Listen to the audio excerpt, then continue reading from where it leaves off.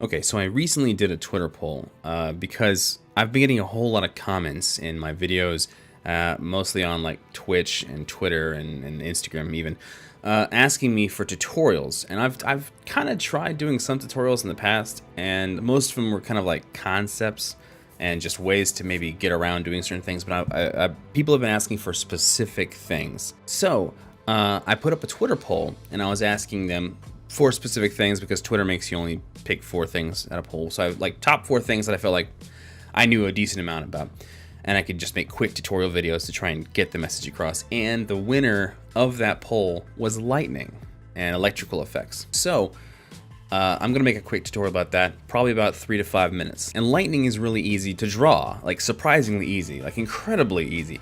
But one of the things that really make the lightning that I draw mine is I like to draw lightning a certain way, and the lighting that I put on it, lighting on the lightning, is kind of specific. And I like making my lightning colorful, and I know that's kind of weird. It's not very natural, and I get that. But most of my work has maybe kind of like muted, dull colors, and then some flashy colors, and this one big, bright, blinding aspect of my pieces. Sometimes it's the lightning or the electrical effects that's going on, like in this piece, or for example this piece, or even one of my most recent pieces, this one. Now, lightning itself can be simple and easy to draw, but one of the things you've got to worry about is making sure that it fits, and that's gonna be up to you for a while. So this is just about lightning.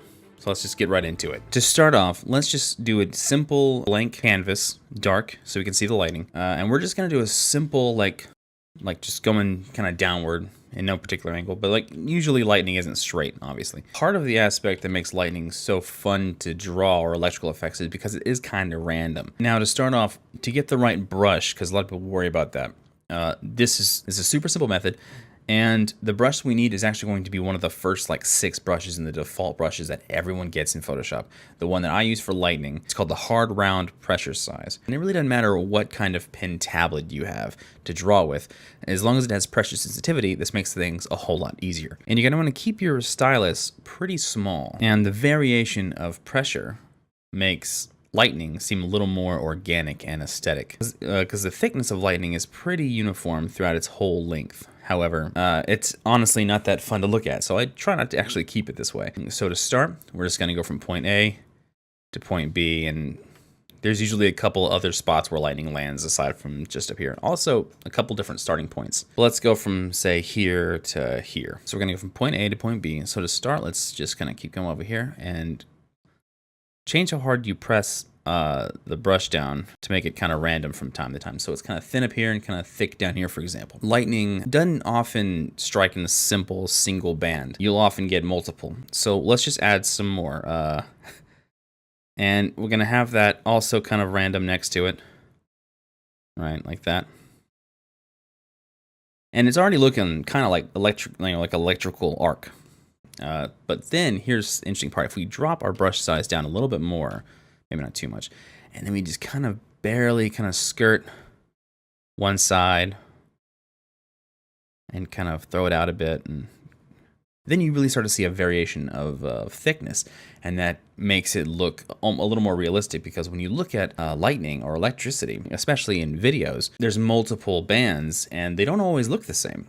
So that's something a lot of people forget. And so now we don't want to make lightning too complicated, but let's just kind of add a little extra of this.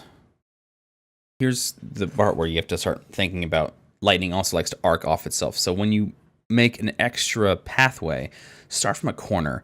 Say, for example, we'll start here, and we'll kind of come over here, and when it gets closer, the closer, it's almost like tree roots. The closer it gets, the more touchdowns, you might say, there are. The closer it is to the ground, the more times you'll see it strike.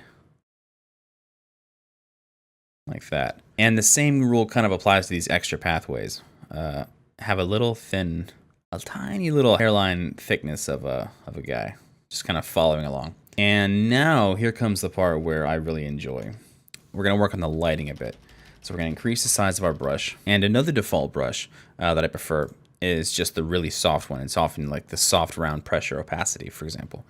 We're going to grab that one. We're going to drop its flow down to 30, 40, even 50 if you want. And you're going to make a separate layer, because you don't want to mess with your lightning layer. You want to use a new layer. So if you mess up or do anything else, you don't have to worry about ruining the lighting that you made. So here you can see a super soft layer. And so if you go over the same place multiple times, you start to see almost like a glow. And that's what we want. That's how you work. So when you see the bands of lightning that are thick, like right here and there and some over here, that's the part that needs to get the most glow lighting. So you're just going to gently kind of follow the band, pressing very gently. And also where the lightning connects. So like right here, for example, a connection point, or even here. And remember, the thicker the bands in the connection point, the more glow that you need to give it, okay? So the more lightning that's accumulated in a certain area to make it realistic, you have to make sure that you give it a good bit amount of glow. And the edges and corners get a little more glow than the bands, for example. So right here, this corner will get a little more, and this corner will get a little more, and the band between will only get a little bit. So that gets some, and that's a big group. And up here's a really big group, so you gotta make sure you give some of that. Here's a close grouping. There's a little bit, there's a little bit. You don't have to give every single one glow, but it's just a good thing to consider. Now the points of contact get a lot of glow also. So sometimes this amount of lighting is nice, but it's not quite enough. So keep that in mind. So when you need more lighting, just increase the size of your brush, and that adds another kind of like extra bit that you might need to really bump up the lighting. And now for like the kind of signature look, color. We're gonna add a new layer. This layer is going to be a clipping mask, and we're gonna make the color kind of blue, because blue lightning is awesome.